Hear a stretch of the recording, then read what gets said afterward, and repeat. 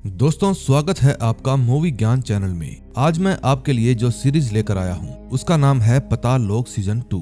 ये एक crime thriller series है और उम्मीद करता हूँ आपको बहुत पसंद आएगी। इसमें आप देखेंगे कि दिल्ली शहर में एक बिजनेस मीट होने वाला था, जिसको हम व्यापार शिखर सम्मेलन भी कह देते हैं, लेकिन उसमें शामिल होने वाले एक पॉलिटिशियन का मर्डर हो जाता है और फिर वो केस एसीपी अंसारी और इंस्पेक्टर हाथीराम को सौंप दिया जाता है। अब देखते हैं ये दोनों इस केस को कैसे सॉल्व करेंगे। स्टोरी अच्छी है, कृपया एंड तक बने रहें। फर्स्ट एपिसोड में हम देखते हैं नागालैंड सदन नाम के एक होटल में एक वेटर सुबह का नाश्ता लेकर एक रूम की तरफ जा रहा था। फिर जब वो रूम के बाहर पहुंचता है तो देखता है कि रूम का दरवाजा पहले से ही खुला हुआ है। फिर वो सर सर बोलकर आवाज लगाता है, लेकिन अंदर से कोई भी जवाब नहीं आता। अब वेटर को लगता है कि जरूर कुछ गड़बड़ है, इसलिए वो खुद रूम के अंदर देखने के लिए जाता है, लेकिन उसको रूम के अंदर कोई भी दिखाई नहीं देता।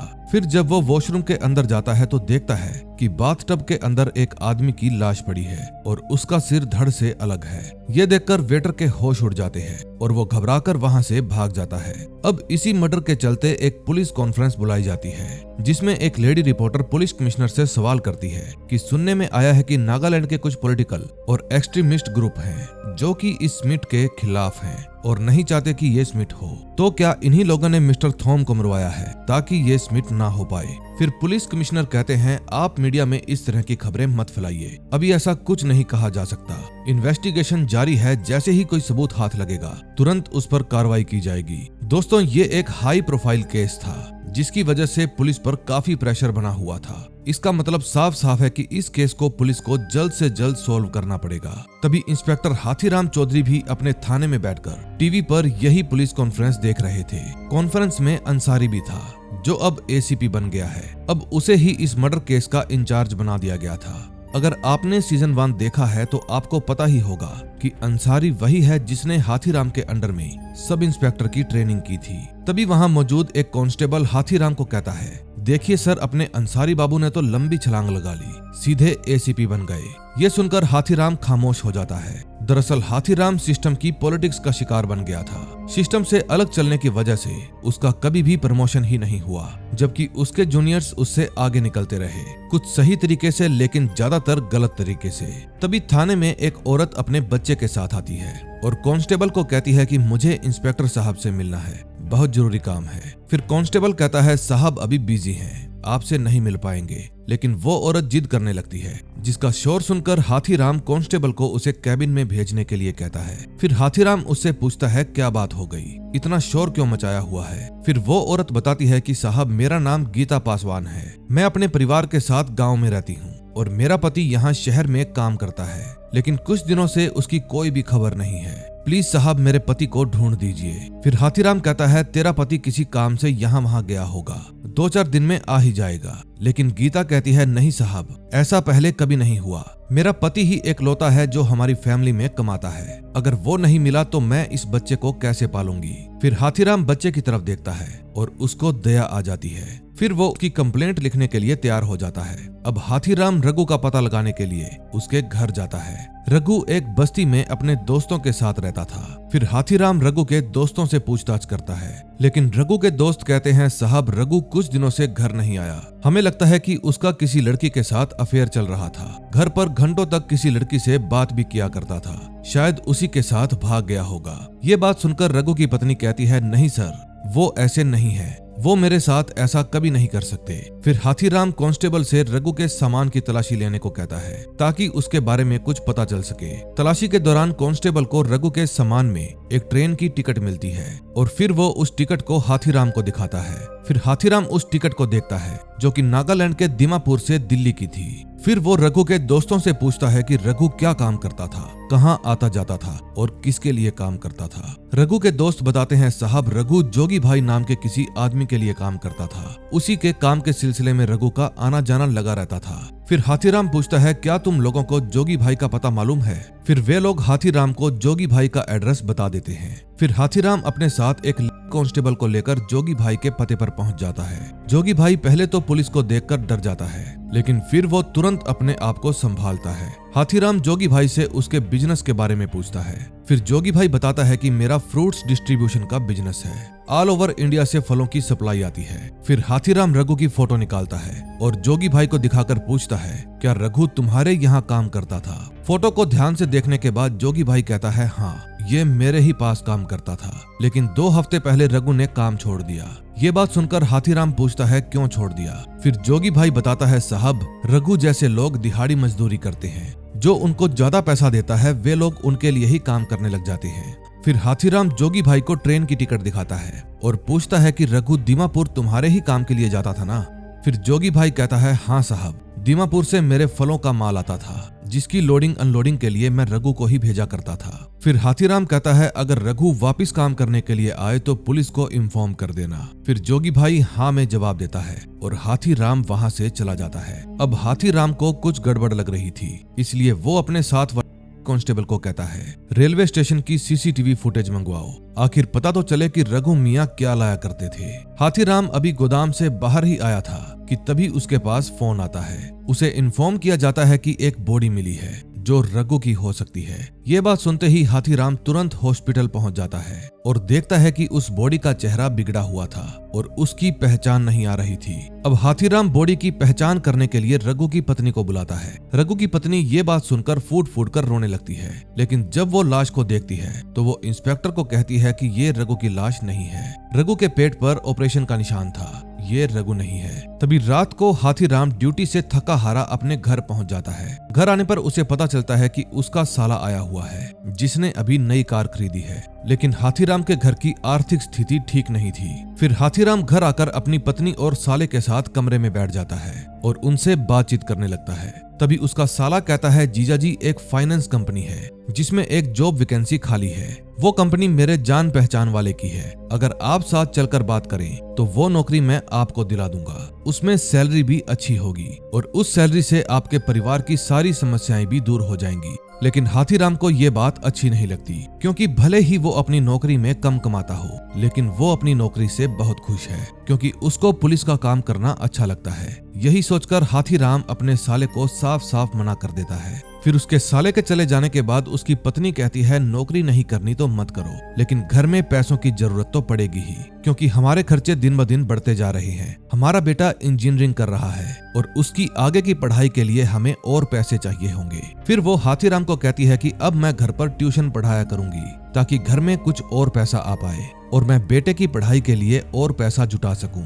लेकिन अपनी पत्नी की ये बातें सुनकर हाथीराम को दुख होता है। फिर वो सोच में पड़ जाता है और कहता है, ठीक है, मैं उस नौकरी के सिलसिले में उनसे मिलकर आऊंगा। फिर अगले दिन हाथीराम अपने साले के पास उस कंपनी में नौकरी के लिए जाता है। फिर वहां उसकी मुलाकात कंपनी के मालिक से होती है। फिर वो हाथीराम को कहता है कि मेरे बिजनेस में पैसों का लेन देन कुछ ज्यादा होता है, मेरा काम बहुत रिस्की है, इसलिए मुझे कोई पुलिस वाला या मिलिट्री बैकग्राउंड वाला ही आदमी चाहिए था, जो कि इस काम को अच्छे से संभाल सके। अब आप हमारी जान पहचान के हैं और पुलिस बैकग्राउंड से भी आते हैं, तो आप इस नौकरी के लिए एकदम परफेक्ट रहेंगे। ये बात सुनकर हाथीराम का दिमाग खराब हो जाता है और वो सोचता है कि ये मुझे सिक्योरिटी गार्ड बनाकर रखना चाहते हैं। अब ये बात हाथीराम के आत्मसम्मान को ठेस पहुंचाती है, जिसके कारण वो उस कंपनी के मालिक को जमकर झाड़ देता है और गुस्से में वहां से बाहर आ जाता है। माना कि हाथीराम की परेशानियां बहुत थी, लेकिन फिर भी वो एक ईमानदार और अपने असूलों पर चलने वाला आदमी था। ऐसा नहीं था कि वो अपने परिवार के लिए या अपनी बेहतरी के लिए कुछ करना नहीं चाहता था, लेकिन वो अपने आत्मसम्मान को दांव पर लगाकर आगे नहीं बढ़ना चाहता था। अगले सीन में हम देखते हैं फोरेंसिक लैब में मिस्टर थॉम की बॉडी का पोस्टमार्टम हो चुका था। अब एसीपी अंसारी डॉक्टर से इंफॉर्मेशन लेने के लिए जाते हैं। फिर एसीपी डॉक्टर से पूछते हैं कि पोस्टमार्टम में क्या रिपोर्ट आई है। फिर डॉक्टर बताते हैं कि मिस्टर थॉम का मर्डर रात को लगभग 12 से 1 के बीच में हुआ था। किसी तीखे चाकू से उसकी हत्या की गई है। फिर आगे की इन्वेस्टिगेशन के लिए एसीपी उस होटल में जाते हैं जहां पर मिस्टर थॉम का मर्डर हुआ था। फिर वो वेटर को बुलाकर उससे पूछताछ करते हैं कि तुमने यहाँ क्या क्या देखा। फिर वेटर बताता है कि थॉम साहब हर रोज होटल के बार में बैठा करते थे। वो हमेशा अपने सिक्योरिटी ऑफिसर के साथ ही आते थे। मर्डर वाली रात भी थॉम साहब बार में आए हुए थे। लेकिन उस रात उनका सिक्योरिटी ऑफिसर उनके साथ नहीं था। फिर अचानक उनके पास एक फोन आया और फिर वो उनसे बात करते करते अचानक से गुस्सा हो गए और चिल्लाकर बात करने लगे। पता नहीं सर क्या हुआ था, लेकिन कॉल के बाद थॉम साहब गुस्से में अपने रूम की तरफ चले गए। वेटर की गड़बड़ी सुनने के बाद एसीपी अंसारी होटल के मैनेजर से मिलते हैं और उनको सीसीटीवी फुटेज दिखाने के लिए कहते हैं। फिर मैनेजर एसीपी को कंट्रोल रूम में ले जाता है और सीसीटीवी फुटेज दिखा देता है। फुटेज में एक लड़की दिखाई देती है जो घबराई हुई होटल से बाहर भाग रही थी। फिर एसीपी तुरंत अपने कांस्टेबल को कहता है कि इस लड़की की फोटो निकालो और इसको सभी पुलिस स्टेशन में सर्कुलेट कर दो और सभी पुलिस इन्फॉर्मर्स को काम पर लगा दो ताकि इस लड़की का जल्दी से जल्दी पता लगाया जा सके और अगर वो कहीं भागने की कोशिश करे तो उसे तुरंत पकड़ लो।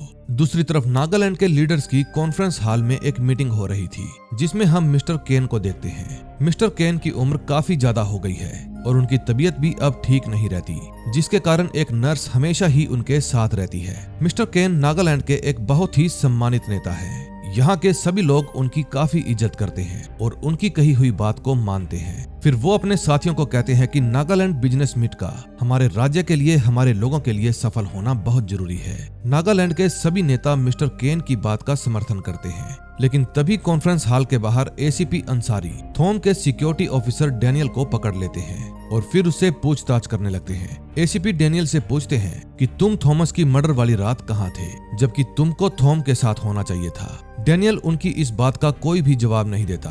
तभी मिस्टर केन की नर्स जब उनको वॉशरूम में लेकर जा रही थी तो वो भी ये सब देख लेती है। जब बार बार पूछने पर भी डैनियल कोई जवाब नहीं देता तो एसीपी अंसारी उसे 2-3 थप्पड़ जड़ देता है। अब डैनियल को थप्पड़ पड़ते ही नर्स आगे आती है और कहती है कि उस रात डैनियल मेरे साथ था, मेरे रूम में। वो ये बात आपको इसलिए नहीं बता रहा क्योंकि उसको डर है कि ये बात कहीं मेरे पति को ना पता चल जाए। तभी एसीपी साहब के पास पुलिस स्टेशन से कॉल आती है और उनको बताया जाता है कि एक इन्फॉर्मर ने इस सीसीटीवी फुटेज वाली लड़की को पहचान लिया है। उसने इस लड़की को नाइट क्लब में देखा है और ये सुनकर एसीपी इन्फॉर्मर से मिलने के लिए निकल पड़ता है। वो इन्फॉर्मर एसीपी को उसी नाइट क्लब के बाहर मिलता है जहां उसने उस फुटेज वाली लड़की को देखा था। फिर वो अंसारी को बताता है कि जब मैं नारकोटिक्स डिपार्टमेंट के लिए काम करता था तब मैंने इस लड़की को ड्रग्स वाली जगहों पर देखा था और फिर वो नाइट क्लब के बारे में बताता है जहां वो लड़की काम करती थी और उस नाइट क्लब के मालिक का नाम था ध्रुव। फिर एसीपी उस नाइट क्लब के मालिक ध्रुव से जाकर मिलते हैं और उसको सीसीटीवी फुटेज वाली लड़की के बारे में पूछते हैं, क्या तुम इस लड़की को जानते हो? फिर उस क्लब का मालिक कहता है कि हमारे क्लब में बहुत सारे लोग काम करते हैं, मुझे तो सबका चेहरा भी याद नहीं। फिर एसीपी उस पर दबाव डालने लगता है कि क्या ये तुम्हारे क्लब में काम करती है। फिर ओनर अपने मैनेजर को बुलाता है और उसे लड़की की फोटो दिखाता है। फोटो देखकर क्लब का मैनेजर एसीपी को कहता है, साहब इसका नाम रोज लिजो है और ये क्लब में डांसर है, लेकिन 2-3 दिन से ये काम पर नहीं आई। फिर एसीपी मैनेजर से पूछते हैं, इसका कॉन्टैक्ट नंबर और एड्रेस तो होगा ही आपके पास, अभी की अभी मुझे बताओ। फिर ये बात सुनकर मैनेजर रोज का एड्रेस लाकर एसीपी को दे देता है। फिर एसीपी साहब उस एड्रेस पर पहुंच जाते हैं और उनको पता चलता है कि रोज रेंट के मकान में रहती थी।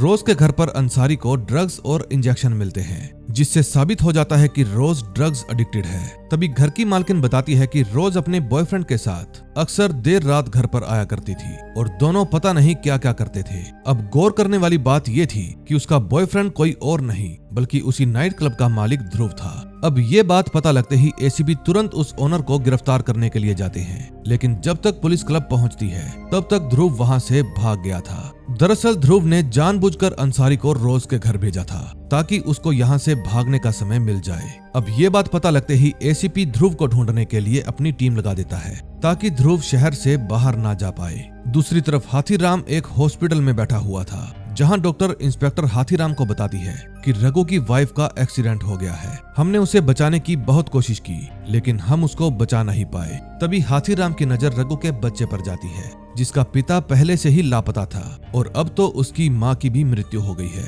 वो बच्चा बेचारा हॉस्पिटल में अकेला बैठा हुआ था। तभी हाथीराम कांस्टेबल को कहता है कि रघु का परिवार जो गांव में रहता है उनको खबर कर दो ताकि वो इस बच्चे को आकर ले जाएं। फिर हाथीराम पुलिस स्टेशन चला जाता है। वहां पर एक महिला कांस्टेबल उसे बताती है कि साहब जो आपने रेलवे स्टेशन की फुटेज मंगवाई थी वो आ गई है। फिर वो उस सीसीटीवी फुटेज को प्ले करने के लिए कहता है और ध्यान से उसे देखने लगता है। फुटेज देखते देखते उसको रघु दिखाई देता है लेकिन रघु अकेला नहीं था, उसके साथ एक लड़की भी थी। फिर हाथीराम फुटेज में देखता है कि दोनों स्टेशन पर घबराए हुए थे। फिर वो उस लड़की के चेहरे को जूम करने के लिए कहता है और उसको देखकर चौंक जाता है। ये लड़की कोई और नहीं बल्कि रोज लिजो थी। अब वे दोनों एक साथ कहां जा रहे थे, इसके बारे में आपको नेक्स्ट एपिसोड में पता चलेगा। सेकंड एपिसोड में हम देखते हैं हाथीराम के सामने अब ये साफ हो चुका था कि रोज रघु के केस की एक अहम कड़ी थी, इसलिए वो रघु के केस की पूरी इन्वेस्टिगेशन रिपोर्ट लेकर एसीपी अंसारी के ऑफिस में पहुंच जाता है। फिर एसीपी अंसारी रिपोर्ट लेते हैं और सीधे ही पुलिस कमिश्नर के कैबिन में चले जाते हैं। कमिश्नर रिपोर्ट को ध्यान से देखते हैं और एसीपी से पूछते हैं कि जो भी इंस्पेक्टर इस रिपोर्ट को लेकर आया है उसको थॉम मर्डर केस के बारे में कितना पता है। फिर एसीपी अंसारी जवाब देते हैं, उतना ही सर जितना मीडिया में बाहर आया है। फिर कमिश्नर हल्की सी मुस्कान के साथ कहते हैं, ठीक है, उसे थैंक यू बोलकर जाने के लिए कह दो। लेकिन एसीपी कमिश्नर को कहता है, सर रघु और थॉम का केस एक दूसरे के साथ जुड़ा हुआ है। अगर हम इंस्पेक्टर हाथीराम को भी थॉम के केस में शामिल कर लेते हैं तो इन्वेस्टिगेशन को काफी हद तक मदद मिलेगी। फिर कमिश्नर गहरी सांस लेते हुए सख्त लहजे में कहते हैं, एसीपी ये एक हाई प्रोफाइल केस है और नागालैंड स्मिथ से जुड़ा हुआ है। हम किसी लोकल पुलिस स्टेशन के इंस्पेक्टर को इसमें शामिल नहीं कर सकते। फिर एसीपी कमिश्नर को समझाने की कोशिश करता है कि इंस्पेक्टर हाथीराम की ऑन ग्राउंड इन्वेस्टिगेशन बहुत ही मजबूत होती है। मैंने खुद उनके अंडर ट्रेनिंग ली है, मैंने उन्हें केस सोल्व करते हुए देखा है और इस केस में उनकी मौजूदगी हमारे लिए फायदेमंद साबित होगी। लेकिन कमिश्नर अब और सख्त लहजे में कहते हैं, नहीं, ये केस बहुत ही हाई प्रोफाइल केस है, हम हाथीराम को इसमें इन्वॉल्व नहीं कर सकते।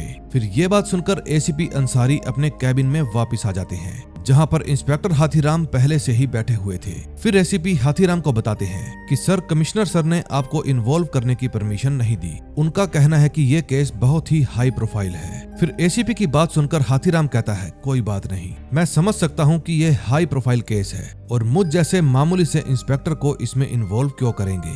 इसके बाद इंस्पेक्टर हाथीराम कैबिन से बाहर चले जाते हैं। तभी हाथीराम के पास लेडी कांस्टेबल की कॉल आती है और वो बताती है कि आपके कहने पर मैं जोगी भाई की दुकान पर आ गई, लेकिन यहाँ आकर मुझे पता चला कि जोगी भाई ने 2-3 दिन से दुकान खोली ही नहीं। फिर हाथीराम कहता है, ठीक है, तुम वापिस आ जाओ। तभी रात को हाथीराम ताला खोलने वाले एक लड़के को लेकर जोगी भाई की दुकान पर जाते हैं। फिर लॉक खुलने के बाद इंस्पेक्टर हाथीराम जोगी भाई की दुकान की तलाशी लेते हैं, जहां उनको पप्पी टूर्स एंड ट्रेवल्स नाम की कंपनी की ढेर सारी रसीदें दिखाई देती हैं। फिर उन रसीदों को लेकर इंस्पेक्टर हाथीराम वापस आ जाता है। फिर अगले दिन हाथीराम पप्पी टूर्स एंड ट्रेवल्स के ऑफिस में जाता है और पूछता है कि जोगी भाई आपके पास रेगुलर टिकट बुक करवाता था, क्या आप उसके बारे में कुछ बता सकती हैं? फिर रिसेप्शनिस्ट बताती है, सर हम तो एक ट्रेवल एजेंसी वाले हैं, हमारा काम सिर्फ टिकट बुक करना है, इससे ज्यादा मुझे कुछ नहीं पता। फिर हाथीराम गुस्से में कहता है, देखिए मैडम, जोगी भाई ने आपसे 3 लाख रुपए की टिकट बुक करवाई है, ये कोई मजाक नहीं है। वो दीमापुर से फल मंगवाता था या हीरे मोती, तुम जो भी जानती हो मुझे सच सच बता दो, नहीं तो तुम्हारे नाम का वारंट जारी करना पड़ेगा। फिर रिसेप्शनिस्ट डर जाती है और हाथीराम को कहती है, सर जोगी भाई के आदमी रोज नागालैंड से दिल्ली के लिए अप डाउन करते थे और मुझे इससे ज्यादा कुछ नहीं पता। फिर हाथीराम उसको ट्रेवल्स के रिकॉर्ड दिखाने के लिए कहता है। रिकॉर्ड देखने पर उसे पता चलता है कि जोगी भाई ने आज की भी टिकट बुक करवाई थी और वो ट्रेन लगभग 1 घंटे में रेलवे स्टेशन पर पहुंच जाएगी। फिर ये बात पता चलते ही हाथीराम तुरंत रेलवे स्टेशन के लिए निकल जाता है। फिर रेलवे स्टेशन पहुंचने के बाद हाथीराम जोगी भाई के आदमियों को ट्रेन के अंदर खोजने लगता है, लेकिन वे उसे कहीं भी नजर नहीं आते। फिर जब हाथीराम ट्रेन से बाहर आता है तो कुछ संदिग्ध लोगों को प्लेटफॉर्म के बाहर खड़ा हुआ देखता है। तभी उनमें से एक आदमी हाथीराम को पहचान लेता है और तुरंत अपने साथियों को भागने के लिए कहता है। फिर हाथीराम भी उनका पीछा करने लगता है, लेकिन तभी टिकट कलेक्टर उनको रोक लेता है। फिर टीसी कहता है, भाई कहाँ भागे जा रहे हो, पहले टिकट तो दिखाओ। फिर हाथीराम उसे समझाने की कोशिश करता है कि मैं दिल्ली पुलिस से हूँ, मुझे किसी को पकड़ना है इसलिए मुझे जाने दो। फिर टीसी बहस करने लगता है और हाथीराम उन बदमाशों का पीछा नहीं कर पाता और वे उसके हाथ से निकल जाते हैं। अब हाथीराम से बचने के बाद वे आदमी जोगी भाई के फार्म हाउस पर पहुंचते हैं, जो कि एक पुरानी सी बिल्डिंग थी और उसके अंदर जोगी भाई का पूरा ड्रग्स का धंधा चलता था और उसका पूरा माल भी यहीं पर छुपा हुआ था। फिर जोगी भाई उनसे पूछता है, क्यों बे आने में इतनी देर कैसे हो गई? तभी उसका एक आदमी कहता है, भाई एक पुलिस वाला हमारे पीछे पड़ गया था। फिर जोगी भाई गुस्से में पूछता है, कौन पुलिस वाला था? फिर उसका आदमी कहता है, सर वही इंस्पेक्टर जो दुकान पर आया था। फिर गुस्से में जोगी भाई चिल्लाने लगता है, कि जब तुम्हें पता था कि वो इंस्पेक्टर तुम्हारा पीछा कर रहा है तो फिर तुम लोगों को यहाँ पर आने की क्या जरूरत थी? ये बात मुझे कॉल करके भी तो बता सकते थे। फिर जोगी भाई अपने आदमियों को सारा माल पैक करने के लिए कहता है और कहता है कि पुलिस का कोई भरोसा नहीं, कभी भी यहाँ पर पहुँच सकती है, सारा माल तुरंत दूसरी जगह पर शिफ्ट कर दो।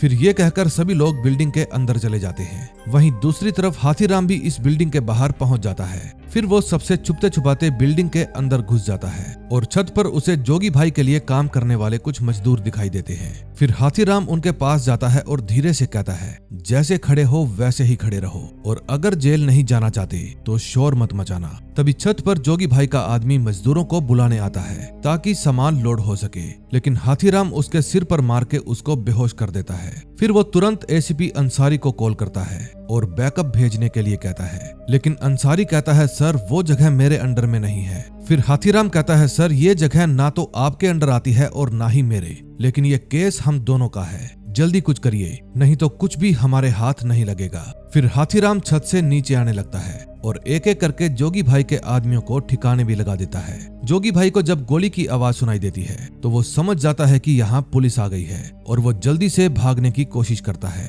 लेकिन जैसे ही वो गेट से बाहर निकलने की कोशिश करता है, सामने से उसे पुलिस की पूरी फौज आती हुई दिखाई देती है, जिसको लीड कर रहे थे विरक साहब। दरअसल विरक साहब हाथीराम के सीनियर ऑफिसर थे जो अब सेटिंग बिठाकर नारकोटिक्स डिपार्टमेंट में शिफ्ट हो गए हैं। अब पुलिस वाले जोगी भाई के साथ साथ उसके आदमियों को भी गिरफ्तार कर लेते हैं और सारे सामान को सीज कर देते हैं। फिर अगले दिन जब मीडिया आती है तो सीज किए हुए ड्रग्स के साथ विरक साहब और उनकी टीम की फोटो खींची जाती है और इसका सारा क्रेडिट विरक साहब को ही मिल जाता है। तभी एसीपी इंस्पेक्टर हाथीराम से बात करने के लिए आता है, जो ये सब होते हुए दूर से बैठा देख रहा था। फिर अंसारी हाथीराम को कहता है, सॉरी सर, प्रोटोकॉल के मुताबिक मुझे विरक साहब को ही इन्फॉर्म करना पड़ा। फिर हाथीराम कहता है, कोई बात नहीं सर, आपने ठीक किया।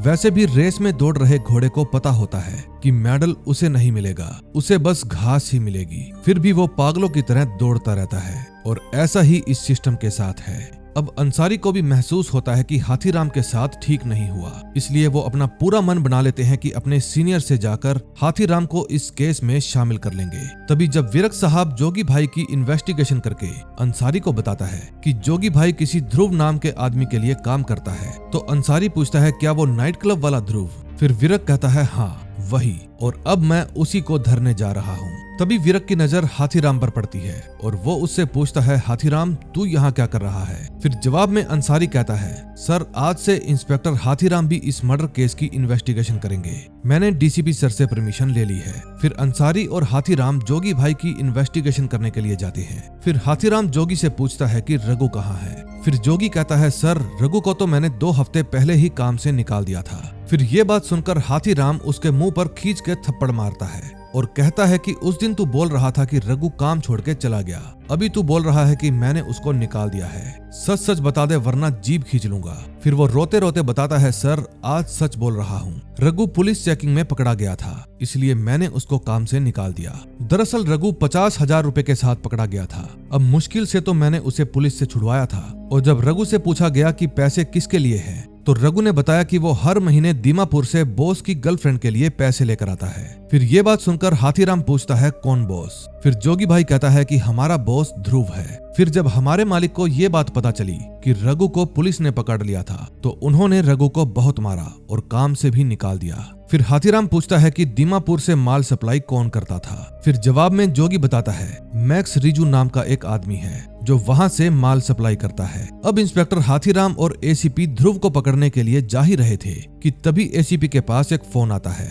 कि ध्रुव आपसे मिलने के लिए आया है। फिर वे दोनों ध्रुव से मिलने के लिए अपने कैबिन में जाते हैं। उस समय ध्रुव अपनी लॉयर के साथ आया था। फिर लॉयर एसीपी को ध्रुव के एंटीसिपेटरी बेल की डॉक्यूमेंट्स दिखाती है और अंसारी को ना चाहते हुए भी उसको अप्रूव करना पड़ता है। फिर ध्रुव अपनी लॉयर को लेकर वहां से चला जाता है। फिर हाथीराम एसीपी को कहता है, सर यहाँ पर एफआईआर बाद में लिखी जाती है और उसको छुड़ाने पहले आ जाते हैं। तभी अचानक से सभी न्यूज चैनल पर एक वीडियो वायरल होने लगती है जिसमें मास्क लगाए हुए 3 लोग थे, 2 लड़के और 1 लड़की, और वो तीनों थॉम मर्डर केस की जिम्मेदारी ले रहे थे। फिर इस रिकॉर्डिंग के आते ही पुलिस वालों की एक मीटिंग बुलाई जाती है, जिसमें डीसीपी सर के साथ एसीपी मिस्टर केन और मिस्टर रेड्डी, जो कि गवर्नमेंट एडवाइजर थे, एक साथ बैठे हुए थे। फिर एसीपी अंसारी पूछते हैं, सर क्या मिस्टर थॉम का अपने बेटे के साथ झगड़ा हुआ था, जिसके बाद उसने अपनी नई पार्टी बना ली? फिर जवाब में मिस्टर केन कहते हैं, हाँ, बाप बेटे के रिश्ते ठीक नहीं थे। फिर मिस्टर रेड्डी कहते हैं, हम थॉम की फैमिली को करीब से जानते हैं, वो ऐसा नहीं करेगा। दूसरी तरफ हाथीराम जब स्टेशन में वापस आता है तो देखता है कि वहां पर रघु का बच्चा बैठा हुआ था, और उसको देखकर हाथीराम लेडी कांस्टेबल से पूछता है, मैंने कहा था ना रघु के परिवार वालों को फोन कर दो कि आकर इस बच्चे को ले जाएं, तुमने किया नहीं? लेकिन जवाब में लेडी कांस्टेबल कहती है, सर फोन किया था, बच्चे के दादा की तबीयत खराब है, इसलिए वो 2-3 दिन तक इसको लेने के लिए नहीं आ पाएंगे। ये बात जानकर हाथीराम को बच्चे पर तरस आने लगता है, इसलिए वो उसको लेकर अपने घर चला जाता है। फिर बच्चे को देखकर हाथीराम की पत्नी कहती है, इस बच्चे को यहाँ पर क्यों लेकर आए हो? कल को इसका बाप मुझे मारने आ गया तो फिर तुम क्या करोगे? फिर हाथीराम कहता है, ऐसा कुछ नहीं होगा, बस 2 दिन की बात है, फिर इसके परिवार वाले आकर इसको ले जाएंगे। जब हाथीराम अपनी वाइफ के साथ बात कर रहा था तभी उसके पास एक फोन आता है और उसे बताया जाता है कि सर रोज लिजो नागालैंड में स्पॉट हुई है, कल आपको एसीपी अंसारी के साथ नागालैंड के लिए निकलना है, टिकट आपको कल एयरपोर्ट पर ही मिल जाएगी। अब नेक्स्ट एपिसोड में देखेंगे हाथीराम वहां जाकर क्या करेगा। थर्ड एपिसोड में हम देखते हैं एसीपी अंसारी और इंस्पेक्टर हाथीराम नागालैंड एयरपोर्ट पर पहुंच जाते हैं। फिर वे दोनों ऑफिसर एयरपोर्ट से बाहर जाने लगते हैं, जहां उन्हें एक आदमी टैक्सी बुक करने का ऑफर देता है, लेकिन वे दोनों उसे मना कर देते हैं क्योंकि उनको नागालैंड पुलिस की तरफ से एसपी बरुआ और एक और इंस्पेक्टर रिसीव करने के लिए आए थे। फिर वे दोनों एसपी से मिलते हैं। एसपी कहती है, ये इंस्पेक्टर आइजैक है जो आपको गाइड करेंगे, आज आप लोग आराम कीजिए, आइजैक आपको गेस्ट हाउस दिखा देगा। लेकिन अंसारी कहता है, आज तो हमें मिस्टर थॉम के फ्यूनरल में जाना है। फिर बरुआ कहती है, ऑफिसर मिस्टर थॉम का मर्डर आपके राज्य में आपकी प्रोडक्शन में हुआ था, इसलिए थॉम की पार्टी वाले आप लोगों पर भरोसा नहीं करते, इसलिए आपकी सेफ्टी के लिए अच्छा होगा आप लोग फ्यूनरल में ना जाएं। फिर अंसारी कहता है, मैम आप हमारी सेफ्टी की चिंता मत कीजिए, वो हम खुद कर लेंगे, आपकी जिम्मेदारी हमें इंफॉर्मेशन और ग्राउंड सपोर्ट देने की है, बस आप वो काम कीजिए। फिर वे सब कार में बैठकर फ्यूनरल में जाने लगते हैं। तभी एसपी अंसारी एसपी मेघना से पूछता है, कौन कौन आ रहा है थॉम के फ्यूनरल में? फिर मेघना कहती है, थॉम का फ्यूनरल है, पूरा का पूरा नागालैंड आएगा। फिर हाथीराम पूछता है, मैडम क्या थॉम का बेटा रुबेन भी आएगा? लेकिन मेघना कहती है कि मैं आशा करती हूँ रुबेन ना आए। ये बात सुनकर हाथीराम और अंसारी को समझ में आ जाता है कि यहाँ चीजें कितनी पेचीदा हो गई हैं, या फिर उससे भी कहीं ज्यादा। तभी अंसारी पूछता है, अगर रुबेन की अपने पिता से नहीं बनती थी तो उसने वीडियो वाले 3 लोगों के ऊपर 10 लाख का इनाम क्यों रखा? फिर मेघना कहती है, मेरा काम आपको जानकारी देना है, आपको अपना ओपिनियन देना नहीं। फिर हाथीराम मैक्स रिजू के बारे में पूछता है जो ड्रग सप्लाई किया करता था। फिर उसका नाम सुनकर इंस्पेक्टर आइजैक कहता है, मैक्स रिजू कई महीनों से अंडरग्राउंड है, हम लोग भी उसको ढूंढ रहे हैं। फिर जब वे फ्यूनरल वाली जगह पर पहुंच जाते हैं तो एसपी मेघना कहती है, आप दोनों अपनी गन कार में ही रख दे, आपकी सेफ्टी के लिए ही बोल रही हूँ। उस समय थॉम के फ्यूनरल में थॉम की पार्टी के सभी लोग आए हुए थे जो उसके फ्यूनरल पर गन फायर कर रहे थे। अंसारी और हाथीराम के आते ही सब लोग दोनों को घूरने लगते हैं और एक आदमी तो उनको धमकाने भी लगता है कि तुम लोग मिस्टर थॉम की सुरक्षा नहीं कर पाए, बेहतर होगा आप अपना काम ठीक से करो वरना अच्छा नहीं होगा। थॉम की पार्टी के लोग उसकी मौत की वजह से बहुत गुस्से में थे क्योंकि वो लोग थॉम को बहुत मानते थे। तभी एक गोली चलने की आवाज आती है और वहां पर अफरा तफरी मच जाती है। अंसारी के पूछने पर पता चलता है कि थॉम का बेटा रुबेन आया है। उस समय रुबेन थॉम की पार्टी के एक आदमी पर गन ताने हुए खड़ा था और बोल रहा था कि ये मेरे पापा का फ्यूनरल है, तुम मुझे आने से कैसे रोक सकते हो। लेकिन थॉम की पार्टी के लोग रुबेन को पसंद नहीं करते थे और कहीं न कहीं उनको लगता था कि थॉम के मर्डर में रुबेन का ही हाथ है। उस समय मेघना सिचुएशन को कंट्रोल करने की कोशिश करती है लेकिन इससे कोई भी फायदा नहीं होता। तभी मिस्टर केन आते हैं और सिचुएशन को कंट्रोल करके सबको शांत करते हैं। सब लोग उनकी इज्जत करते थे इसलिए उनके कहने पर सब लोग शांत हो जाते हैं। फिर मिस्टर केन रुबेन को कहते हैं, बेटे अपनी माँ के पास जाओ, उनको तुम्हारी जरूरत है। उस समय एक और आदमी जिसका नाम कपिल रेड्डी था वो भी अपनी पत्नी के साथ फ्यूनरल में आया हुआ था और फिर वो आकर अंसारी से मिलता है। अंसारी हाथीराम को बताता है कि मिस्टर रेड्डी भारत सरकार के लिए स्पेशल एडवाइजर हैं। फिर अंसारी रेड्डी से पूछता है, सर क्या आप बता सकते हैं किस वजह से मिस्टर थॉम और उनका बेटा रुबेन अलग हुए थे? लेकिन रेडी को भी इस बात का पता नहीं था। वहीं दूसरी तरफ थॉम की पत्नी और रुबेन आपस में बात कर रहे थे। रुबेन की माँ कहती है कि मुझे डर था कि तुम नहीं आओगे, लेकिन रुबेन कहता है जब मैं यहाँ आखिरी बार आया था तो उस समय मैं 18 साल का था। मुझे अच्छे से याद है तुमने कहा था कि परिवार एक दूसरे को गुड बाय कहने जरूर आता है। फिर रुबेन की माँ कहती है कि तुम्हें वापस आ जाना चाहिए, लेकिन रुबेन कहता है कि मुझे डैड की पार्टी और पैसों में कोई भी दिलचस्पी नहीं है। एक बात और माँ, डैड को उसके बगल में मत दफनाइएगा। फिर जब वे थॉम को दफनाने जाते हैं तो वहां पर एक और कब्र थी जिसके ऊपर राचेल थॉम लिखा हुआ था। यह कब्र रुबेन की बहन की थी और इसका मतलब साफ था कि थॉम फैमिली के कुछ गहरे राज हैं जो अभी किसी को भी नहीं पता। वहां पर डेनियल नाम का एक आदमी भी आया हुआ था। फिर फ्यूनरल के बाद हाथीराम और अंसारी इंस्पेक्टर आइजैक के साथ रोज के घर पर जाने लगते हैं। आइजैक बताता है कि थॉम के मर्डर के बाद थॉम के कुछ आदमी रोज के घर पर आकर तोड़फोड़ कर गए थे और उसके बाद हमने वहां पर 2 गार्ड लगा दिए। फिर जब वे रोज के घर पर जाते हैं तो उसके पापा से पूछते हैं कि रोज कहाँ है, लेकिन रोज के पापा कहते हैं कि मेरी कोई बेटी नहीं है, मैं किसी का बाप नहीं, सब झूठ बोल रहे हैं। दरअसल रोज के पापा की मानसिक हालत ठीक नहीं थी। फिर वे लोग रोज के घर में जाते हैं और उसकी माँ से पूछते हैं कि रोज कहाँ है और कब से घर में नहीं आई। फिर जवाब में उसकी माँ कहती है कि 8 साल हो गए हैं रोज को घर पर आए हुए, मेरे लिए तो अब वो मर चुकी है। फिर अंसारी पूछता है कि रोज ने थॉम को क्यों मारा, लेकिन रोज की माँ कहती है क्या तुमने दानव का नाम सुना है, थॉम भी एक दानव था। इसके बाद हाथीराम रोज के घर की एक एल्बम में से रोज की माँ को रोज की एक फोटो दिखाता है जिसमें उसने होटल वेट्रेस की ड्रेस पहनी हुई थी। फिर वो पूछता है ये फोटो कहाँ की है। फिर उसकी माँ बताती है कि रोज मिस्टर रेडी की वाइफ के होटल में काम करती थी और ये बात काफी अजीब थी कि रेडी ने उन्हें रोज के बारे में कुछ भी नहीं बताया था। फिर हाथीराम और अंसारी दोनों तय करते हैं कि उन्हें जांच करने के लिए यहाँ की पुलिस से पीछा छुड़ाना पड़ेगा। फिर गेस्ट हाउस आने के बाद वे दोनों इंस्पेक्टर आइजैक को कहते हैं आज तबीयत ठीक नहीं लग रही, इसलिए अब हम आराम करेंगे। फिर आइजैक भी स्टेशन के लिए निकल पड़ता है। आइजैक के जाने के बाद हाथीराम और अंसारी एक टैक्सी पकड़ते हैं और कहीं पर चले जाते हैं। रास्ते में हाथीराम टैक्सी से उतर जाता है और बस पकड़कर रेलवे स्टेशन पहुंच जाता है और वहां पर रघु की फोटो दिखाकर पूछताछ करने लगता है कि रघु को किसी ने देखा है या नहीं। तभी एक कुली बताता है साहब यहाँ स्टेशन के बाहर कुछ मजदूर रहते हैं, आप उनसे जाकर पूछिए, शायद आपको कुछ पता चल जाए। इतने में अंसारी मिस्टर रेडी की वाइफ के होटल में पहुंच जाता है और उनसे मिलकर पूछता है मैम क्या आप मिस्टर रोज लिजो को जानती हैं। फिर मिसिस रेडी कहती है नहीं, मैं नहीं जानती।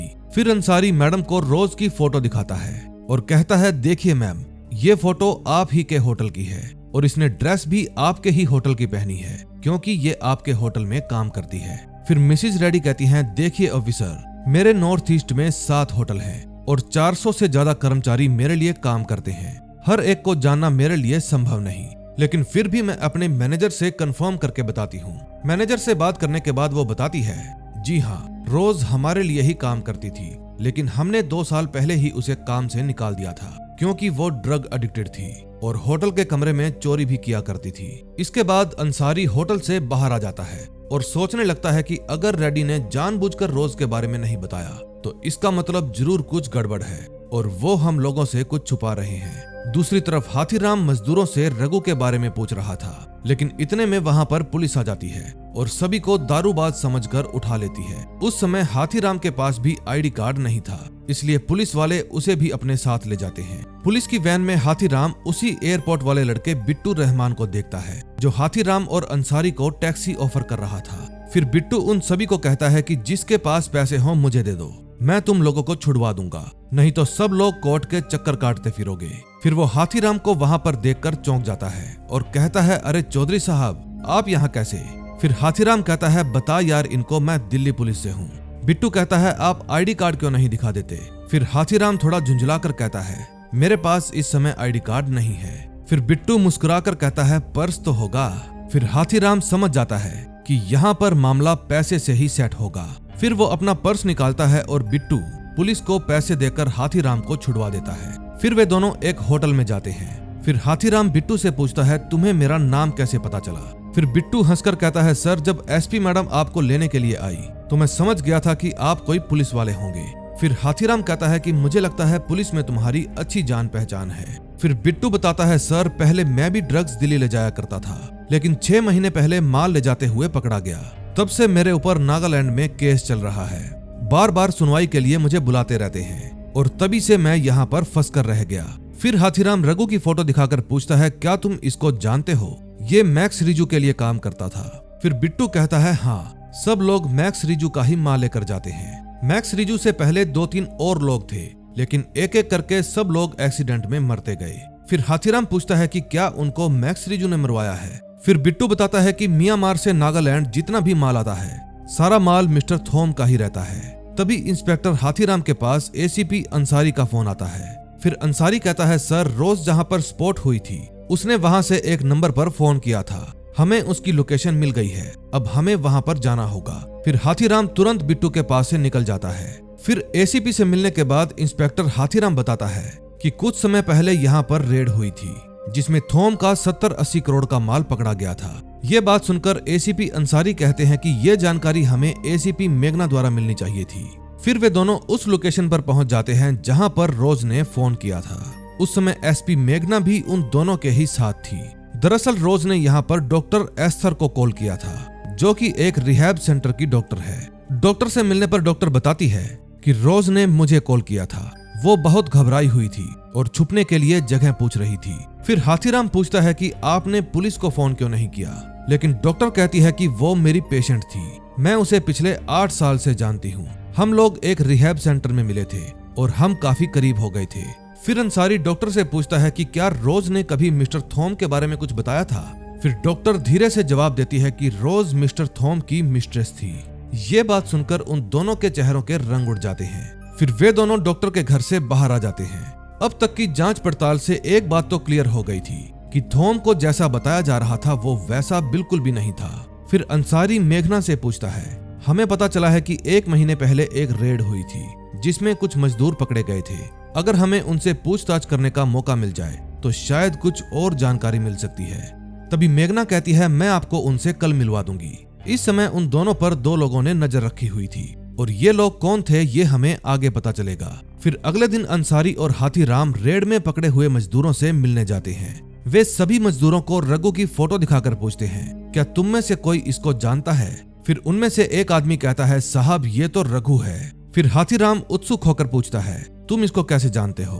फिर वो आदमी जवाब देता है कि हम इसके साथ काम कर चुके हैं। फिर अंसारी रोज की फोटो दिखाकर पूछता है कि क्या तुमने कभी इस लड़की को रघु के साथ देखा है? फिर एक मजदूर बताता है कि सर, एक बार एक लड़की आई तो थी, लेकिन दूर से उसका चेहरा समझ में नहीं आया, लेकिन हाँ, वो लड़की लंगड़ा कर चल रही थी। अब ये बात सुनकर इंस्पेक्टर हाथीराम चौंक जाता है और पूछता है कि क्या रघु का यहाँ कोई जानने वाला है? फिर वो आदमी बताता है कि रघु का एक जान पहचान वाला था तो सही, उसका नाम मनोज था। उसकी दुकान सब्जी मंडी में है। अक्सर रघु उससे मिलने के लिए जाया करता था। फिर हाथीराम और अंसारी सब्जी मंडी जाने लगते हैं। रास्ते में अंसारी को एक फोन आता है और फोन सुनने के बाद वो हाथीराम को कहता है कि रोज के फोन से डेटा मिल गया है। रोज ने थोम के मर्डर से 2 दिन पहले उसको 2 मैसेज किए थे। पहला मैसेज था कि मैं सोमवार को मिलने आऊंगी, तुम तैयार रहना, और दूसरा मैसेज था, सॉरी तुमसे इतने लंबे समय तक बात छुपाने के लिए। ये बात सुनने के बाद हाथीराम सोच में पड़ जाता है और पूछता है, ऐसी क्या बात रही होगी जो रोज थोम से छुपा रही थी? फिर अंसारी बताता है कि थोम के फोन की डिटेल भी आ गई है।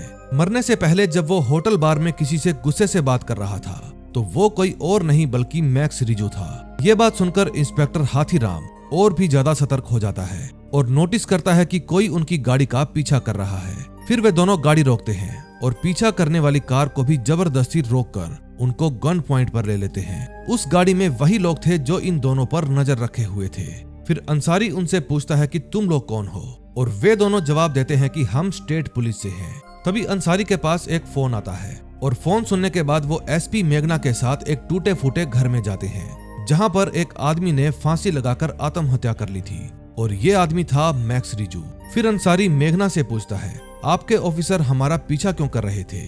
फिर मेघना कहती है, आपको क्या लगता है सारी पुलिस फोर्स मेरे लिए काम करती है? उन दोनों को आपके पीछे मैंने नहीं लगाया था। दरअसल वे दोनों ऑफिसर थॉमस के बेटे रुबेन के लिए काम करते थे और शुरू से ही हाथीराम और अंसारी पर नजर रखे हुए थे। जहां जहां भी वे दोनों जाते वे उसकी पूरी खबर रुबेन को दिया करते थे।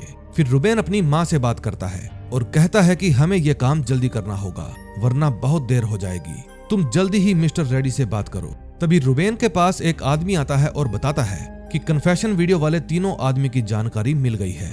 और ये बात सुनते ही रुबेन गुस्से में अपनी गन उठाता है और अपने आदमियों के साथ उन लोगों को पकड़ने के लिए निकल जाता है। अगले सीन में हम देखते हैं थॉम का सिक्योरिटी गार्ड डेनियल जंगल में कहीं जा रहा था। दरअसल वो जंगल में एक लकड़ी के बने हुए पुराने से घर में जा रहा था, जहां पर वो तीनों लोग मौजूद थे जिन्होंने कॉन्फेस किया था कि उन्होंने ही थॉम को मारा है। फिर डेनियल जैसे ही घर के अंदर घुसता है, वो बिना कोई सवाल पूछे बेरहमी से उन तीनों को मार देता है। अब नेक्स्ट एपिसोड में देखेंगे क्या होता है।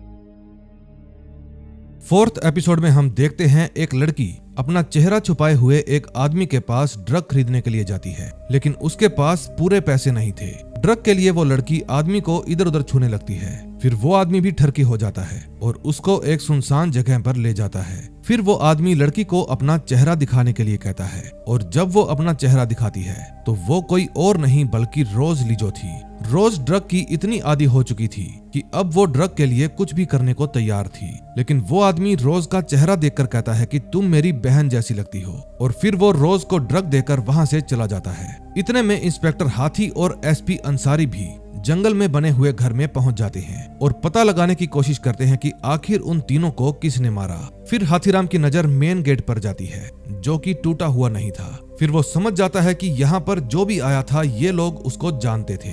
फिर अंसारी तीनों लाशों के हाथ देखता है जहाँ एक टैटू बना हुआ था जिसमें एक तारीख लिखी हुई थी 15 दिसंबर 1997। इतने में वहां पर मीडिया वाले भी आ जाते हैं और वे लोग एसपी मेघना से सवाल करने लगते हैं कि क्या ये सच है कि ये लोग रुबेन की रिबेल यूथ काउंसिल का हिस्सा थे और क्या इस मर्डर में रुबेन का हाथ है। फिर मेघना जवाब देती है हाँ, ये लोग यूथ काउंसिल का हिस्सा थे, लेकिन ये काम रुबेन का है या नहीं हम इसके बारे में कुछ नहीं कह सकते। दूसरी तरफ रुबेन जब गुस्से में अपने आदमियों के साथ अपने ऑफिस जा रहा था तो मीडिया वाले उसे भी घेर लेते हैं, लेकिन रुबेन उनको इग्नोर करके अपने ऑफिस चला जाता है। फिर वो अपने आदमियों को कहता है कि पता लगाओ उन तीनों को हमारे अलावा और कौन कौन ढूंढ रहा था। अगले सीन में हम देखते हैं एसीपी अंसारी इंटरनेट से 15 दिसंबर 1997 की घटना को जानने की कोशिश कर रहा था। फिर उसे पता चलता है कि 15 दिसंबर 1997 को लांगचोमा नाम के गांव में दो राइवल गैंग के बीच में शूट आउट हुआ था जिसमें बहुत सारे लोग मारे गए थे। फिर उस हादसे से पीड़ित बच्चों के लिए एक अनाथालय भी बनाया गया जिसका नाम था लांगचोम मेमोरियल। तभी इंस्पेक्टर हाथीराम रघु के रिश्तेदार मनोज से मिलने के लिए सब्जी मंडी जाता है। मनोज की दुकान पर पहुंचने के बाद वो रघु के बारे में पूछता है। फिर जवाब में मनोज कहता है कि रघु हमारा दूर का रिश्तेदार था, कभी कभी वो हमसे मिलने के लिए भी आया करता था। अभी 15-20 दिन पहले ही वो हमसे मिलने आया था। फिर हाथीराम पूछता है कि वो तुमसे बार बार मिलने क्यों आता था, लेकिन मनोज उसकी बात का कोई भी जवाब नहीं देता। फिर जब हाथीराम उसको जेल में डालने की धमकी देता है तो मनोज बताता है कि वो किसी को बॉर्डर पार करवाना चाहता था और इसके लिए उसे कोई एजेंट चाहिए था। रघु ने मुझे कुछ पैसे भी दिए थे क्योंकि उसको 2 लोग बॉर्डर पार करवाने थे। फिर हाथीराम पूछता है कि क्या उसने कभी रोज नाम की लड़की के बारे में कुछ बताया, लेकिन मनोज कहता है सर ये तो नहीं पता, लेकिन वो फोन पर किसी लड़की से ही बात किया करता था और हर रोज एक होटल में जाया करता था। मुझे होटल का नाम तो नहीं पता, लेकिन वो न्यू मार्केट एरिया में है। दूसरी तरफ एसीपी अंसारी उस अनाथालय में जाता है ताकि उसे उन तीनों मरे हुए लोगों के बारे में जानकारी मिल सके। फिर वहां का डायरेक्टर अंसारी को बताता है कि लोंगचोम में शूट आउट के बाद कुछ लोग अनाथालय में आए थे। फिर एसीपी पूछता है क्या ये बात सच है कि अनाथालय छोड़ने के बाद उन्होंने रुबेन की यूथ काउंसिल ज्वाइन कर ली थी। फिर डायरेक्टर बताता है हाँ, उन्होंने रुबेन की यूथ काउंसिल ज्वाइन की थी, लेकिन वे लोग ज्यादा दिन उसमें टिक नहीं पाए। फिर वे एक दूसरे ही रिबेल ग्रुप में शामिल हो गए, लेकिन उन्हें अपनी गलती का एहसास हो गया और उन्होंने रिबेल ग्रुप छोड़ दिया। अब वे तीनों एक सामान्य जिंदगी जीना चाहते थे। फिर एसीपी डायरेक्टर से उनकी कन्फेशन वीडियो के बारे में पूछता है और डायरेक्टर कहता है कि मुझे भी ये बात अजीब लगी थी क्योंकि उन्होंने सरेंडर कर दिया था और वे इस सब से छुटकारा भी पाना चाहते थे। मेरे पास उनकी फोटो भी होगी। फोटो देखने पर अंसारी काफी शॉक्ड हो जाता है क्योंकि उन्होंने सच में पुलिस के सामने सरेंडर किया था। फिर अंसारी अनाथालय से बाहर आकर हाथीराम के पास फोन करता है और बताता है कि इन तीनों ने सरेंडर कर दिया था और जानते हैं किसके सामने सरेंडर किया, मिस्टर कपिल रेड्डी। फिर हाथीराम ग्रेसिया रेड्डी के होटल में जाता है और रिसेप्शनिस्ट से मिसेस रेड्डी से मिलने को कहता है। फिर रिसेप्शनिस्ट बताता है कि मैडम अभी बिजी हैं, अगर आप उनसे मिलना चाहते हैं तो अपॉइंटमेंट लेकर जाइए। फिर हाथीराम जबरदस्ती अंदर मीटिंग वाले रूम में ही पहुंच जाता है। रूम में पहुंचने के बाद हाथीराम रघु की फोटो मिसेस रेड्डी को दिखाता है और कहता है कि रघु का आपके होटल में काफी आना जाना था, क्या आप इसके बारे में कुछ बताना चाहती हो? फिर मिसेस रेड्डी कहती हैं कि मैं अपने स्टाफ से पूछकर आपको जानकारी दे दूंगी। उस समय रूम के अंदर होटल का मैनेजर भी बैठा हुआ था। फिर रघु की फोटो देखकर उसके हाव भाव ही बदल जाते हैं। अब हाथीराम भी इस चीज को नोटिस कर लेता है। फिर होटल से बाहर आने के बाद वो सबसे पहले बिट्टू को फोन करता है और अपने लिए एक दारू की बोतल मंगवाता है। और फिर जब मैनेजर होटल से बाहर आकर अपनी कार में बैठता है तो हाथीराम और बिट्टू भी जबरदस्ती उसकी कार में बैठ जाते हैं। फिर हाथीराम मैनेजर से पूछता है कि अगर ड्राई स्टेट में किसी के पास दारू की बोतल मिल जाए तो जानते हो ना क्या होगा। अब अगर तू जेल नहीं जाना चाहता तो रघु के बारे में जो भी जानता है सच सच बता दे। फिर मैनेजर बताता है कि रघु अक्सर होटल में आया जाया करता था और मैं उसे हर महीने 1 लाख रुपया भी दिया करता था। फिर जब हाथीराम उससे पूछता है क्यों दिया करते थे तो वो बताता है कि मुझे मिस्टर रेड्डी की तरफ से आदेश था कि हर महीने रघु को 1 लाख रुपया दूं, इससे ज्यादा मैं कुछ नहीं जानता।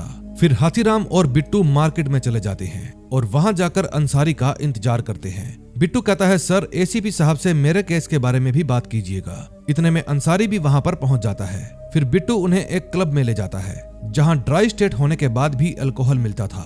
क्लब में जाने के बाद अंसारी हाथीराम से पूछता है सर क्या हुआ, मिसेस रेड्डी के होटल में डीसीपी सर का भी फोन आया था, मिस्टर रेड्डी बहुत भड़क रहे हैं। फिर हाथीराम अंसारी को बताता है कि रघु हर महीने 1 लाख रुपया होटल से ले जाया करता था। फिर अंसारी कहता है लेकिन वो तो रोज को 50,000 रुपए देता था, फिर बाकी 50,000 का क्या करता था? फिर हाथीराम कहता है सर ये तो मुझे नहीं पता। फिर खाना ऑर्डर करने के बाद एसीपी अंसारी वॉशरूम में चला जाता है और उसके पीछे से टेबल पर पड़ा एसीपी का फोन बार बार बजने लगता है। हाथीराम को पता था कि ये उसकी गर्लफ्रेंड का ही फोन होगा क्योंकि हाथीराम ने उनको उससे कई बार बात करते हुए देखा था, लेकिन बार बार कॉल आने पर हाथीराम फोन को उठा लेता है और कहता है हेलो मैम, एसीपी सर अभी वॉशरूम गए हैं। लेकिन दूसरी तरफ से किसी लड़के की आवाज आती है और हाथीराम फोन काट देता है।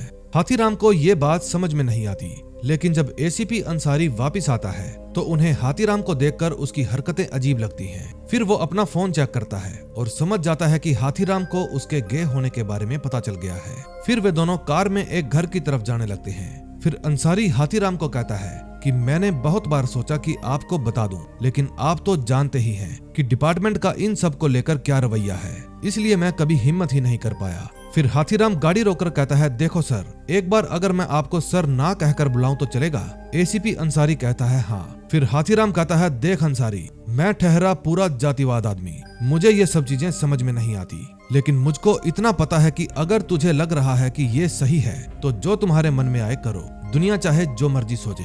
ये बात सुनकर एसीपी अंसारी को राहत की सांस आती है और खुशी के मारे उसके आंसू भी बहने लगते हैं। फिर अंसारी कहता है कि सर जब हम दोनों अकेले हों तो आप मुझे अंसारी ही बोला करिए, सर बोलना आपके मुंह से सूट नहीं करता। फिर अंसारी पूछता है सर घर पे सब कैसा है, भाभी ठीक है?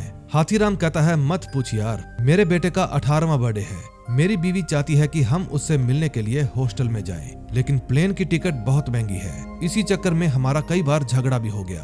फिर हाथीराम अंसारी से पूछता है कि क्या तुम लोगों में भी ऐसे झगड़े होते हैं? फिर अंसारी कहता है अरे सर मत पूछो, छोटी छोटी बात पे झगड़े हो जाते हैं। तभी अगले दिन सुबह बिट्टू हाथीराम के कमरे की बेल बजाता है और हाथीराम को कहता है सर जल्दी तैयार हो जाइए, हमें एयरपोर्ट निकलना है। हाथीराम कहता है क्यों भाई, एयरपोर्ट पर तेरी बुआ नाच रही है क्या? लेकिन बिट्टू कहता है आपकी फ्लाइट है सर दिल्ली के लिए। रात को क्लब से निकलने के बाद एसीपी सर का फोन आया था कि आपकी आज की प्लेन की टिकट बुक करवानी है। फिर हाथीराम एसीपी से पूछने जाने लगता है, लेकिन बिट्टू कहता है कि एसीपी सर ने कहा था कि वो आज लेट तक सोएंगे, इसलिए कोई भी उनको डिस्टर्ब नहीं करेगा। फिर हाथीराम एयरपोर्ट पहुंचकर एसीपी अंसारी के पास फोन करता है और कहता है थैंक यू अंसारी। फिर जवाब में अंसारी कहते हैं मेरी तरफ से अपने बेटे को बर्थडे विश करना। अगले सीन में हम देखते हैं दिल्ली में स्मिथ को लेकर एक मीटिंग की जा रही थी जिसमें मिस्टर केन और मिस्टर रेड्डी भी आए हुए थे।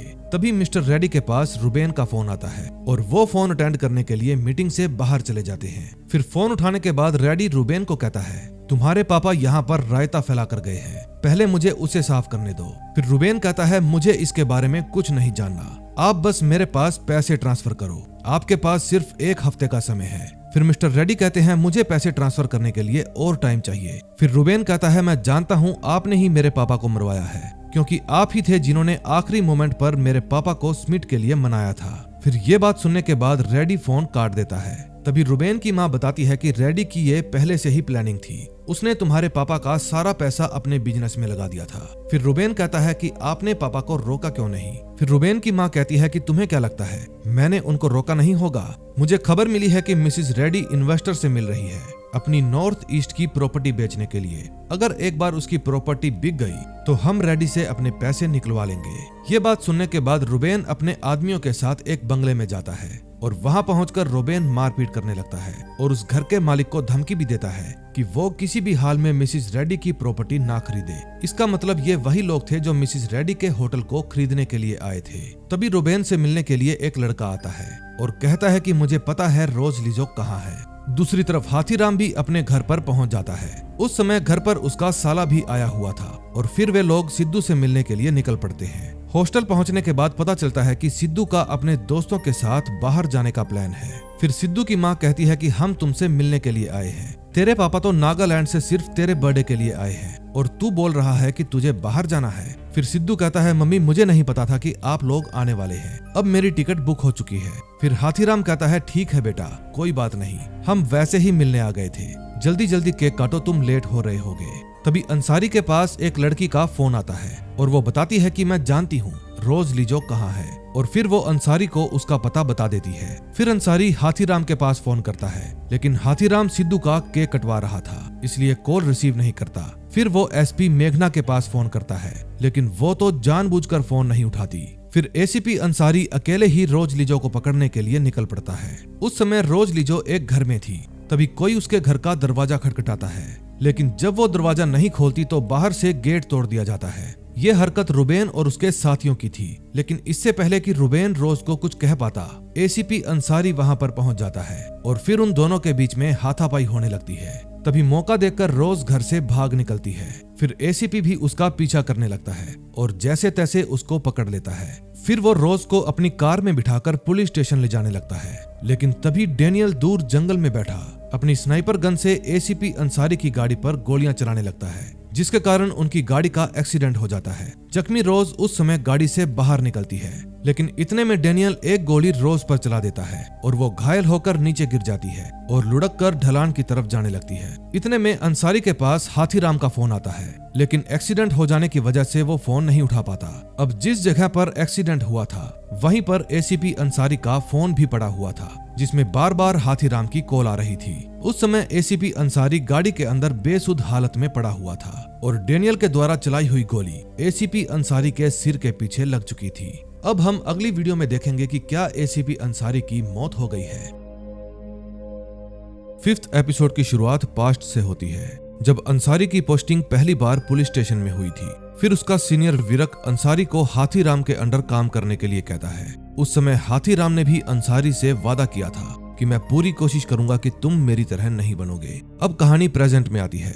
नागालैंड पुलिस को जंगल में अंसारी की लाश मिलती है। फिर वे तुरंत ही उस लाश को पोस्टमार्टम के लिए भेज देते हैं। अब मेघना मैडम भी अंसारी की मौत से बहुत ज्यादा दुखी थी क्योंकि अंसारी ने मरने से पहले मेघना के पास फोन किया था लेकिन उसने जानबूझकर फोन नहीं उठाया। ये गिल्ट अब मेघना को अंदर से खाया जा रहा था। फिर वो अपने सीनियर को फोन करके सारी बात बता देती है कि अंसारी की मौत के लिए मैं भी जिम्मेदार हूँ। अगर मैंने उस दिन अंसारी का फोन उठा लिया होता तो शायद आज वो जिंदा होता। लेकिन उसका सीनियर उसे कहता है तुम ये बात भूल जाओ और किसी को भी मत बताना वरना नागालैंड पुलिस की बहुत बदनामी होगी।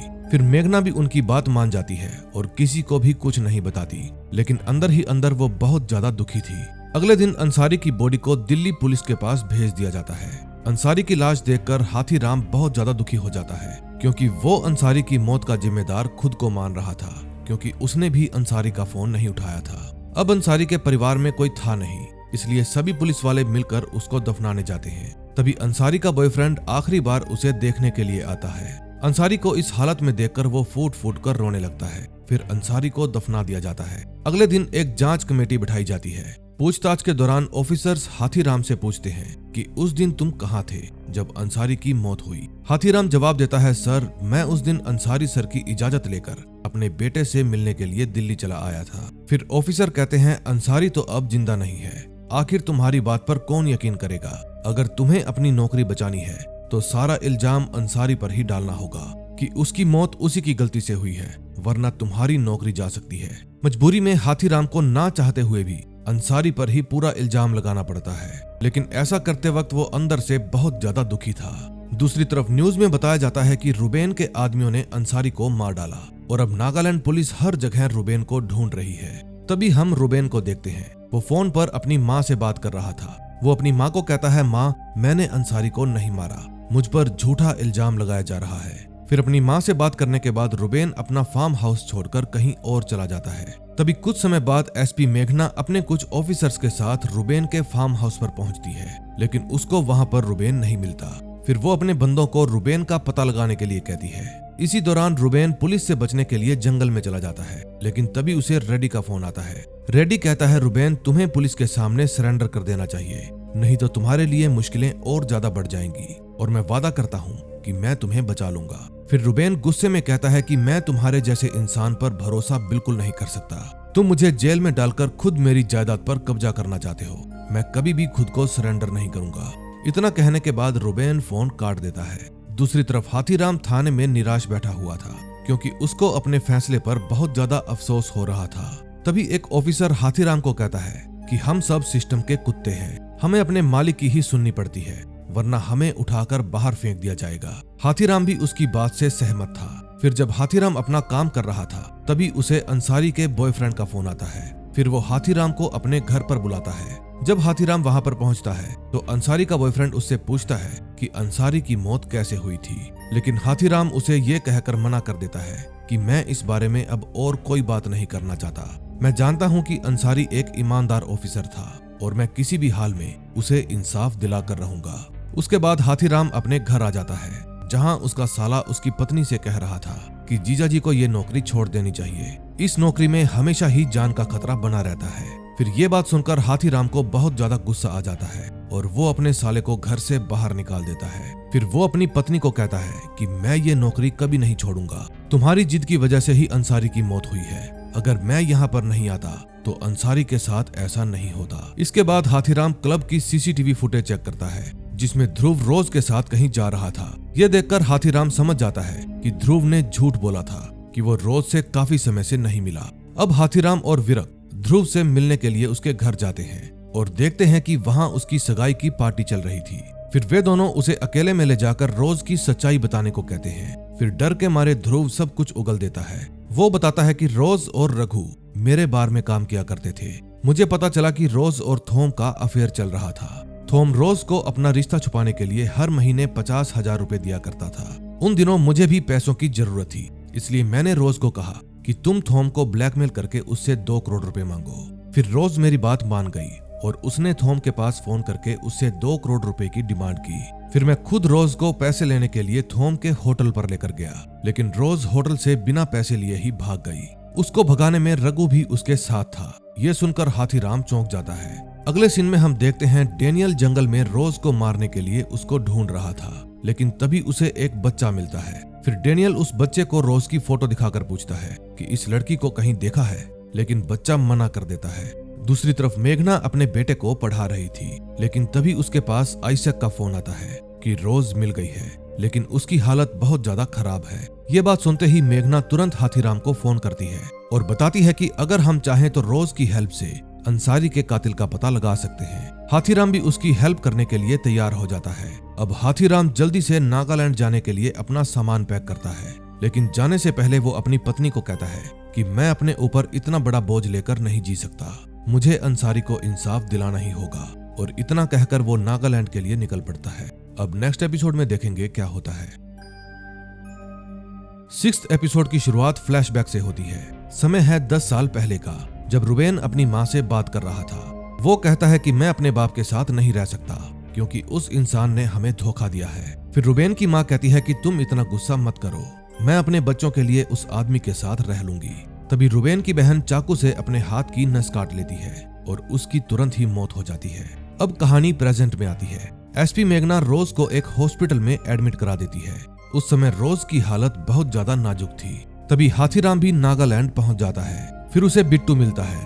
बिट्टू कहता है, साहब आपको इस केस में दोबारा नहीं पड़ना चाहिए था। लेकिन हाथीराम कहता है कि मुझे ये केस किसी भी हालत में सोल्व करना है। फिर हाथीराम एसपी मेघना से मिलने के लिए हॉस्पिटल जाता है। मेघना बताती है कि रोज के बचने के चांस काफी कम है और हमें रुबेन को पकड़ने के ऑर्डर भी मिल गए हैं। तभी टीवी पर बाजोरिया के मरने की खबर आती है। बाजोरिया वो इन्वेस्टर था जो मिस्टर रेड्डी की प्रॉपर्टी खरीदने वाला था, जिसको रुबेन के आदमी ने मारने की धमकी दी थी। फिर हाथीराम बाजोरिया के बड़े भाई से मिलने के लिए उसके घर जाता है। बाजोरिया का भाई बताता है कि रुबेन नहीं चाहता था कि वो रेड्डी के होटल खरीदे, इसलिए घर आकर उसने हमें धमकाया था और हमने तो डील भी कैंसिल कर दी थी। ये काम किसी दूसरी गैंग का है। तभी हाथीराम को पता चलता है कि रेड्डी अपनी सारी प्रॉपर्टी बेचकर विदेश में सेटल होना चाहता था। फिर ये बात पता लगने के बाद हाथीराम शॉक हो जाता है कि आखिर रेड्डी अपना सब कुछ क्यों बेचना चाहता है। फिर वो ये बात विर्क को बताता है और रेड्डी की पुरानी कुंडली निकालने को कहता है। बाजोरिया के घर के बाहर 2 पुलिस ऑफिसर भी खड़े थे जो असल में रुबेन के लिए काम करते थे। फिर हाथीराम उनके पास जाकर कहता है कि मुझे रुबेन से मिलना है, मैं रुबेन को बचाना चाहता हूँ। तुम लोगों को भी पता है कि पुलिस को रुबेन को देखते ही शूट करने के ऑर्डर मिले हैं, लेकिन वे दोनों हाथीराम को रुबेन का पता बताने के लिए मना कर देते हैं। दूसरी तरफ डैनियल को भी पता चल जाता है कि रोज किस हॉस्पिटल में एडमिट है। अब वो रोज को मारना चाहता था, लेकिन पुलिस की टाइट सिक्योरिटी होने की वजह से वो कुछ नहीं कर सकता था। फिर वो रोज की हॉस्पिटल की फोटो वायरल कर देता है, जिसकी वजह से थॉम की पार्टी के लोगों की भीड़ हॉस्पिटल के बाहर रोज को मारने के लिए इकट्ठा हो जाती है, क्योंकि उन्हें यही लगता है कि रोज ने ही थॉम को मारा है। हाथीराम को जब ये बात पता चलती है कि रोज के हॉस्पिटल का एड्रेस लीक हो गया है, तो वो मेघना को कॉल करके बताता है कि हमें रोज को हॉस्पिटल से निकालना पड़ेगा, क्योंकि अगर भीड़ बेकाबू हो गई तो हम उनको नहीं रोक पाएंगे। हॉस्पिटल के बाहर भीड़ बढ़ती ही जा रही थी। लोग हॉस्पिटल के अंदर जाने की कोशिश कर रहे थे, लेकिन पुलिस वाले उनको रोक रहे थे। फिर मेघना कॉल करके हॉस्पिटल में बैकअप बुलाने की कोशिश करती है, लेकिन बैकअप को तो आने में समय लग जाएगा। तभी एक पुलिस वाले के हाथ से गलती से गोली चल जाती है, जो कि एक बच्चे को लग जाती है। फिर भीड़ बेकाबू हो जाती है और हॉस्पिटल के गेट को तोड़कर अंदर आ जाती है। यह देखकर मेघना नर्स की हेल्प से रोज को हॉस्पिटल के पीछे वाले दरवाजे से बाहर निकालने लगती है, लेकिन कुछ लोग उनको जाता हुआ देख लेते हैं और उनका पीछा करने लगते हैं। वे लोग रोज को पकड़ने ही वाले थे कि इससे पहले ही वहां पर हाथीराम आ जाता है, जो उन लोगों को रोकने की कोशिश करता है। फिर जैसे तैसे हाथीराम रोज को बचाकर वैन तक लेकर आता है और हॉस्पिटल से निकाल कर ले जाता है। हाथीराम और मेघना रोज को मिलिट्री हॉस्पिटल में लेकर जाते हैं ताकि उसको सुरक्षित रखा जा सके। तभी वहां मौजूद डॉक्टर हाथीराम की भी ड्रेसिंग कर देती है, क्योंकि रोज को बचाते समय उसको भी काफी सारी चोटें आ गई थी। हाथीराम के पांव में भी दर्द रहा करता था। फिर डॉक्टर बताती है कि ज्यादा नशा करने की वजह से तुम्हारा यूरिक एसिड बढ़ गया है और उसी की वजह से तुम्हें चलने में दिक्कत हो रही है। तभी हाथीराम को रोज की डॉक्टर की याद आती है, क्योंकि उसको भी सेम बीमारी थी। फिर उसे याद आता है कि रेड में पकड़े हुए मजदूरों ने बताया था कि जिस लड़की को उसने रघु के साथ देखा था वो लंगड़ा कर चल रही थी। फिर हाथीराम तुरंत ही रोज की डॉक्टर एस्थर से मिलने के लिए जाता है और उनसे मिलकर वो सब कुछ सच सच बताने के लिए कहता है, नहीं तो इस बार उसको जेल में जाना पड़ेगा। फिर डॉक्टर बताती है कि रोज और थॉम का अफेयर चल रहा था, जिसकी वजह से रोज प्रेग्नेंट हो गई और ये बात थॉम को पता नहीं थी। उस वक्त मैं भी प्रेग्नेंट थी। फिर मैंने रोज को ड्रग छोड़ने के लिए कहा ताकि उसके होने वाले बच्चे पर इसका गलत असर ना पड़े, लेकिन किस्मत को तो कुछ और ही मंजूर था। डिलीवरी के वक्त रोज को बेटी हुई, जिसका नाम हमने जेन रखा, लेकिन मेरा बच्चा सरवाइव नहीं कर पाया और उसकी मौत हो गई। बच्चा होने के बाद रोज का नागालैंड में रहना खतरे से खाली नहीं था, इसलिए उसने अपना बच्चा मुझे सौंप दिया और खुद काम की तलाश करने के लिए दिल्ली चली गई और उसके बाद वो कभी भी वापस नहीं आई। वो बस वहां से पैसे भेज दिया करती थी। अभी 3 हफ्ते पहले ही रोज ने मुझे फोन किया था कि मैं वापस आ गई हूँ और जेन के साथ बॉर्डर क्रॉस करना चाहती हूँ। फिर उसके कुछ दिन बाद मैं रोज से मिलने के लिए गई। फिर वहां जाकर मैंने देखा कि रोज ड्रग्स की ओवरडोज की वजह से बेसुध होकर पड़ी है। मैंने तभी सोच लिया था कि मैं रोज को उसकी बेटी वापस नहीं करूंगी, क्योंकि भले ही मैंने उसको जन्म नहीं दिया, लेकिन मैंने प्यार उसको अपने बच्चे की तरह ही किया है। फिर मैंने ही एसीपी अंसारी को रोज के बारे में कॉल करके बता दिया था। तभी हाथीराम को एक और बात पता चलती है कि रोज को पैसे थॉम की पत्नी के कहने पर दिए जाते थे, थॉम के नहीं। फिर हाथीराम पूछता है कि ये बात जानते हुए भी कि रोज थॉम के बच्चे की माँ है। मिसिस थॉम पैसे क्यों भिजवाती थी? फिर डॉक्टर कहती है कि किसी को भी नहीं पता कि रोज और थॉम की एक बेटी भी है। फिर ये बात सुनने के बाद हाथीराम सोच में पड़ जाता है कि आखिर फिर क्या वजह होगी जो मिसिस थॉम रोज को पैसे भिजवाया करती थी। वहीं दूसरी तरफ मिसिस रेडी मिसिस थॉम से मिलने आती है और कहती है कि बाजोरिया की मौत के बाद कोई भी हमारी प्रॉपर्टी खरीदने के लिए तैयार नहीं है। अगर आप एक बार इन्वेस्टर से मिल लेंगी तो इन्वेस्टर्स का डर खत्म हो जाएगा। और इस बात पर मिसिस थॉम मान जाती है। तभी हाथीराम जाकर मेघना से मिलता है और डॉक्टर से हुई सारी बात उसे बता देता है। फिर वे दोनों सोच में पड़ जाते हैं कि आखिर थॉम को मारा किसने होगा। तभी मेघना अपने बच्चे को स्कूल छोड़ने के लिए जाती है, लेकिन तभी हाथीराम को पता चलता है कि थॉम की बेटी भी उसी स्कूल में पढ़ा करती थी जिसकी 16 साल की उम्र में मौत हो गई थी। दूसरी तरफ रुबेन को उसके आदमी बताते हैं कि मिसिस रेड्डी तुम्हारी माँ से मिलने आई थी। फिर रुबेन समझ जाता है कि रेड्डी अपनी प्रॉपर्टी बेचना चाहता है, लेकिन रुबेन उसे ऐसा नहीं करने देना चाहता था। अब वो अपनी माँ से बात करना चाहता था, लेकिन उसके आदमी उसे कॉल करने से रोक देते हैं क्योंकि इससे पुलिस उसके फोन को ट्रेस करके उस तक पहुंच जाएगी। तभी अगले दिन हाथीराम थॉम की बेटी के बारे में पता करने के लिए स्कूल जाता है और वहां उसे स्कूल के नोटिस बोर्ड पर थॉम की बेटी और रोज की फोटो दिखाई देती है और उसे पता चलता है कि थॉम की बेटी और रोज काफी अच्छे दोस्त थे। ये जानकर हाथीराम काफी ज्यादा हैरान हो जाता है। तभी स्कूल से बाहर आने के बाद हाथीराम के पास एक आदमी का फोन आता है और वो कहता है कि रुबेन तुमसे मिलना चाहता है। 7th एपिसोड की शुरुआत भी पास्ट से होती है। एक दिन एक बस कुछ बच्चों को लेकर अनाथालय में जा रही थी। उनके साथ एक लड़की भी थी। फिर वो उस बस ड्राइवर को बताती है कि ये बच्चे लैंगचोम गांव के हैं। इनके गांव में 2 प्रतिद्वंदी गैंग के बीच में गोलीबारी हुई थी जिसमें इनके परिवार वाले मारे गए। अब कहानी वापस प्रेजेंट में आती है। हाथीराम एक सुनसान सी जगह पर बैठा हुआ था क्योंकि रुबेन ने ही उसको मिलने के लिए यहाँ पर बुलाया था। तभी एक काले रंग की गाड़ी आती है और हाथीराम को अपने साथ ले जाती है। फिर मेघना उस गाड़ी का पीछा करती है। डेनियल भी उसका पीछा कर रहा था, लेकिन रुबेन के आदमी एसपी मेघना को चकमा देने में कामयाब हो जाते हैं, लेकिन डेनियल उनके पीछे ही लगा रहता है। रुबेन के आदमी हाथीराम को एक स्कूल की बिल्डिंग में ले जाते हैं जहां रुबेन उसका इंतजार कर रहा था। फिर डेनियल भी एक जगह पर छुपकर बैठ जाता है जहां से उसको स्कूल की सारी बिल्डिंग साफ साफ दिखाई दे रही थी। फिर कुछ देर बाद एसपी मेघना भी वहां पर पहुंच जाती है। तभी हाथीराम रुबेन को कहता है कि मैं अकेला हूँ, बात भी अकेले में होगी। फिर हाथीराम रुबेन से सवाल करता है कि तुम बाजोरिया को रेड्डी का होटल खरीदने से क्यों रोक रहे थे और तुम्हारी बहन ने आत्महत्या क्यों की थी। फिर रुबेन जवाब देता है क्योंकि रेड्डी का होटल मेरे बाप के पैसों से बना था। रेड्डी मेरे पापा के काले धन को सफेद किया करता था और रोज मेरे पापा की बेटी थी। मेरी बहन ने इसलिए आत्महत्या नहीं की थी क्योंकि उसका बाप उसके बेस्ट फ्रेंड के साथ सोता था, बल्कि उसने इसलिए आत्महत्या की थी क्योंकि मेरा बाप अपनी ही बेटी के साथ सो रहा था। फिर हाथीराम रुबेन को सरेंडर करने के लिए कहता है, लेकिन रुबेन साफ साफ मना कर देता है कि उसे किसी पर भी भरोसा नहीं। तभी डेनियल बाहर स्नाइपर गन से गोली चलाता है जो रुबेन के सिर के आर पार हो जाती है और रुबेन की तुरंत ही मौत हो जाती है। फिर हाथीराम रुबेन के आदमियों से बचता हुआ वहां से भाग निकलता है। अब रुबेन के मरने की खबर दिल्ली तक पहुंच जाती है और अब सभी को यही लग रहा था कि रुबेन पुलिस एनकाउंटर में मारा गया। फिर रेड्डी अपनी बीवी को कॉल लगाकर बताता है कि रुबेन की मौत हो गई है। अब तक ये बात मीडिया में नहीं आई है, इसलिए जब तक तुम्हारी मीटिंग इन्वेस्टर के साथ पूरी ना हो जाए मिसिस थॉम को कुछ भी मत बताना। उस समय ग्रेसिया मिसिस थॉम के साथ बैठी हुई थी और इन्वेस्टर का इंतजार कर रही थी, लेकिन ग्रेसिया मिसिस थॉम को रुबेन की मौत का सच बता देती है और मीटिंग को पोस्टपोन करने को कहती है। रुबेन की मौत की खबर सुनकर मिसिस थॉम फूट कर रोने लगती है, लेकिन वो मीटिंग पोस्टपोन करने के लिए मना कर देती है क्योंकि वो आज ही सब कुछ खत्म करना चाहती थी।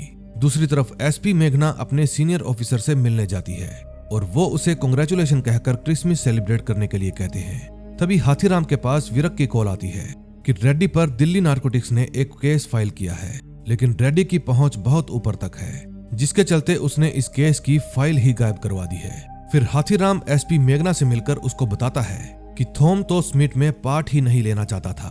अब उसके बिना ये स्मिट होता नहीं, इसलिए आखिरी मोमेंट पर रेड्डी ने ही उसको इस स्मिट के लिए मनाया था क्योंकि आपने रेड में उसका 70 करोड़ का माल सीज कर दिया था। फिर मेघना कहती है लेकिन इसकी टिप तो हमें दिल्ली नारकोटिक्स ने दी थी और हो सकता है कि उनको जिस सोर्स से पता चला हो उसको ये खबर रेड्डी ने दी हो। मुझे लगता है ये सारा खेल रेड्डी का ही रचाया हुआ है। फिर मेघना कहती है कि जिस गाड़ी में स्नाइपर रुबेन को मारने के लिए आया था वो गाड़ी कोहिनूर टूर्स एंड ट्रेवल्स की थी। तभी हाथीराम जब बिट्टू को देखता है तो उसे याद आता है कि अंसारी के पास जब रोज की लोकेशन का फोन आया था तो बिट्टू अंसारी के साथ था, और मुझे जब रुबेन से मिलने का फोन आया तब भी बिट्टू मेरे साथ था। इसका मतलब यह है कि बिट्टू भी स्नाइपर से मिला हुआ है। फिर हाथीराम बिट्टू को पकड़कर उसकी छिलाई करता है। फिर बिट्टू रोता हुआ कहता है, सर वो कोहिनूर टूर्स एंड ट्रेवल का मालिक है। मैंने तो सिर्फ रोज की लोकेशन ही डैनियल तक पहुंचाई थी, मुझे नहीं पता था कि वो अंसारी सर को मार देगा। सर उसकी पहचान काफी ऊपर तक है और उसने मुझे कहा कि अगर मैं रोज और रुबेन की जानकारी उसको देता हूँ तो वो मेरे ऊपर से केस हटवा देगा। मैंने ये सब पैसे के लिए नहीं किया साहब, अपने घर वापस जाने के लिए किया था। फिर हाथीराम के कहने पर विरक मिस्टर केन की नर्स से पूछताछ करता है। फिर मिस्टर केन की नर्स बताती है कि डैनियल थॉम के मर्डर वाली रात मेरे ही साथ था, लेकिन रात को करीब 11-12 बजे उसे किसी का फोन आया और फिर वो चला गया था। लेकिन डैनियल थॉम को नहीं मार सकता क्योंकि वो लोंगचोम गांव का है जहां के लोग अपने लीडर को ही अपना भगवान मानते हैं। दूसरी तरफ इंस्पेक्टर इसाक मेघना को बताता है कि कोहिनूर टूर्स एंड ट्रेवल्स का ऑफिस बंद पड़ा है, लेकिन हमें उसके मालिक का पता मिल गया है। आज क्रिसमस डे है, इसलिए मैं कल जाकर उस एड्रेस को चेक करूंगा। लेकिन मेघना तो उस एड्रेस पर आज ही जाना चाहती थी, इसलिए वो अपने ड्राइवर को लेकर उस पते पर चली जाती है। तभी हाथीराम डैनियल के बारे में जानने के लिए अनाथालय जाता है और वहां उसे पता चलता है कि डैनियल को भी लांगचोम गांव से ही लाया गया था और फिर मिस्टर केन ने उसको अपना लिया। यह बात जानकर हाथीराम शॉक्ड हो जाता है। फिर वहां से बाहर निकलकर हाथीराम एसपी मेघना को फोन करके डैनियल के बारे में बता देता है। फिर मेघना हाथीराम को मार्केट एरिया में मिलने के लिए कहती है। फिर मेघना Kohinoor tours and travels company के मालिक के घर जाती है, जो कोई और नहीं बल्कि डैनियल ही था। लेकिन डैनियल मेघना के ड्राइवर को मार देता है और मेघना को पकड़ लेता है। फिर वो मेघना को गन पॉइंट पर लेकर हाथीराम को मार्केट एरिया में बुला लेता है। तभी मेघना डैनियल को कहती है, ये सब करके तुम बच नहीं पाओगे। लेकिन डैनियल मेघना की एक भी नहीं सुनता और मेघना को शूट कर देता है। दोस्तों, जब मेघना की मौत होती है तो उस समय उसका फोन बज रहा था और उसके फोन पर उसके बेटे की कॉल आ रही थी। अब लास्ट एपिसोड में देखेंगे क्या होता है। लास्ट एपिसोड की शुरुआत भी पास्ट से होती है। एक दिन रोज नशे की हालत में दिल्ली की सड़कों पर भटक रही थी। वहां से गुजरने वाली हर कार में बैठे लोग उसको बुरी नजर से देख रहे थे। उस दिन रघु उससे पहली बार यहीं पर मिला था। फिर रघु उसको इस हालत में देखकर उसकी हेल्प करने के लिए उसके पास जाता है। अब कहानी प्रेजेंट में आती है, जहां नागालैंड बिजनेस मीट बिना किसी अड़चन के पूरा हो जाता है। अब सभी न्यूज चैनल में भी यही खबर चल रही थी कि बिजनेस मीट शांतिपूर्ण ढंग से पूरा हुआ। तभी हाथीराम भी एसपी मेघना के बताए हुए मार्केट एरिया में पहुंच जाता है। लेकिन जब उसे मेघना नहीं दिखती तो वो उसके पास फोन लगाता है, लेकिन कोई भी फोन पिक नहीं करता। तभी हम डैनियल को देखते हैं जो उसी मार्केट में घूम रहा था। फिर वो एक होटल में जाता है और जबरदस्ती एक रूम के अंदर जाकर वहां से हाथीराम पर अपनी स्नाइपर गन से निशाना साध लेता है। फिर जब वो हाथीराम पर गोली चलाता है तो किस्मत से वो गोली हाथीराम को नहीं लगती, लेकिन हाथीराम अलर्ट हो जाता है और छुप जाता है। अब हाथीराम समझ जाता है कि ये गोली डैनियल ने चलाई है। फिर वो डैनियल को पकड़ने के लिए उस होटल में जाता है। फिर वो रिसेप्शनिस्ट से ताला लेकर वहां के मेन गेट पर लगा देता है ताकि डैनियल यहाँ से बचकर भाग ना पाए। फिर डैनियल कमरे से बाहर निकलकर भागने की कोशिश करता है, लेकिन गेट बंद होने की वजह से वो वहां से भाग नहीं पाता। अब फाइनली हाथीराम और डैनियल एक दूसरे के आमने सामने आ जाते हैं। फिर उन दोनों में काफी देर तक हाथापाई होती है, लेकिन अंत में हाथीराम डैनियल को उसके अंजाम तक पहुंचा देता है। फिर हाथीराम अंसारी को याद करता है और सुकून भरी सांस लेता है क्योंकि उसने अंसारी की मौत का बदला ले लिया था। फिर हाथीराम नागालैंड पुलिस को सूचित कर देता है कि उसने डैनियल को मार दिया।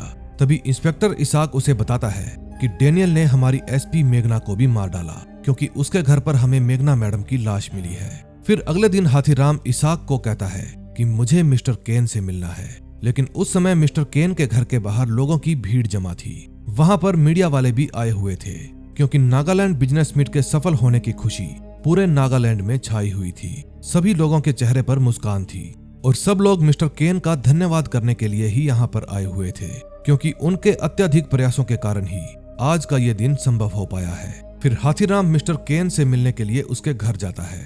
फिर जब मिस्टर केन हाथीराम से मिलते हैं तो कहते हैं कि मैंने अपनी नर्स को पहले ही बता दिया था कि कल सुबह या तो डेनियल मुझसे मिलने आएगा या फिर इंस्पेक्टर हाथीराम। फिर हाथीराम कहता है कि उस रात थॉम के पास मैक्स रिजू का फोन आया था और उसने थॉम को बताया कि अपने माल पर रेड रेडी नहीं डलवाई है। और ये बात सुनकर थॉम को बहुत ज्यादा गुस्सा आ गया और वो सीधा अपने रूम में चला गया। फिर उसने स्मिथ में हिस्सा लेने से मना कर दिया और इस बात पर आपने थॉम को मरवा दिया। फिर मिस्टर केन कहते हैं, मरवाया नहीं चौधरी साहब, अपने हाथों से खुद मारा था। फिर मैंने डेनियल को फोन करके वहां पर बुलाया और उसकी लाश को वॉशरूम में रखवा दिया। फिर हाथीराम कहता है कि अंसारी मारा गया, एसपी मेघना की भी मौत हो गई, वो लड़की रोज हॉस्पिटल में मरने की हालत में पड़ी है, उन सब का क्या। फिर मिस्टर केन कहते हैं, मैं जानता हूँ मैंने पाप किए हैं और मेरे किए पापों की सजा मुझे भगवान ने दे दी। मुझे किडनी कैंसर है, ज्यादा से ज्यादा 2 या 3 महीने और जी पाऊंगा, लेकिन आपसे बेनती है कि बाहर खड़े लोगों को ये सच मत बताना, वरना थॉम की पार्टी के लोग स्मिथ को कभी भी सफल नहीं होने देंगे। फिर हाथीराम गुस्से में वहां से चला जाता है। फिर जब वो बाहर जाता है तो लोगों की खुशी को देखकर उसकी हिम्मत ही नहीं होती कि वो सच बताकर इन लोगों से उनकी खुशी छीन ले। फिर हाथीराम बिना कुछ कहे इसाक के साथ एयरपोर्ट के लिए निकल पड़ता है। रास्ते में इसाक उसे बताता है कि रोज की कल रात ही हॉस्पिटल में मौत हो गई। फिर हाथीराम अपने घर आता है जहां उसे रघु के परिवार वाले मिलते हैं जो रघु के बच्चे को लेने के लिए आए थे। उनके साथ रघु का दोस्त भी आया हुआ था अपनी ऑटो लेकर। फिर अगले दिन हाथीराम एक बार फिर से होटल की सीसीटीवी फुटेज देखता है जहां पर उसे रघु के दोस्त की ऑटो रिक्शा दिखाई देती है। फिर हाथीराम रघु के दोस्त से मिलने जाता है जो कि पुलिस को देखकर भागने लगता है। फिर हाथीराम रघु के दोस्त को पकड़ लेता है और उसको सच बताने के लिए कहता है। फिर रघु का दोस्त बताता है कि एक दिन रघु हमारे पास आया और हमसे एक दिन के लिए ऑटो रिक्शा मांगी और बोला कि एक दिन ऑटो रिक्शा के बदले मैं तुम्हें 10,000 रुपए दूंगा। लेकिन जब वो वापस आया तो उसने हमसे कहा कि अभी पैसे नहीं मिले हैं, जब भी मिल जाएंगे मैं तुम्हें दे दूंगा। साहब, हमने उसकी मुसीबत के समय उसकी हेल्प की थी और जब उसको 5 लाख रुपए मिले तो उसने हमारे पैसे नहीं दिए। फिर साहब गुस्से में आकर हमने उसको मार दिया। फिर हाथीराम कहता है, जब रघु को पैसे मिले ही नहीं थे तो तुमको कहां से दे देता।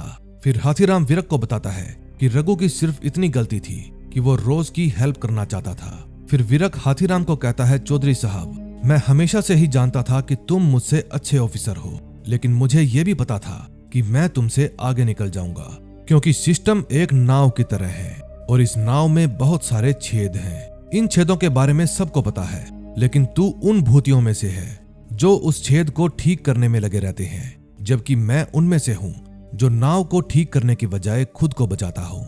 और इसी के साथ इस सीरीज का एंड हो जाता है। दोस्तों, अगर आपको यह सीरीज अच्छी लगी हो तो प्लीज वीडियो को लाइक करके चैनल को सब्सक्राइब कर दें। हम मिलेंगे ऐसी ही और मजेदार सीरीज के साथ। Till then, bye bye.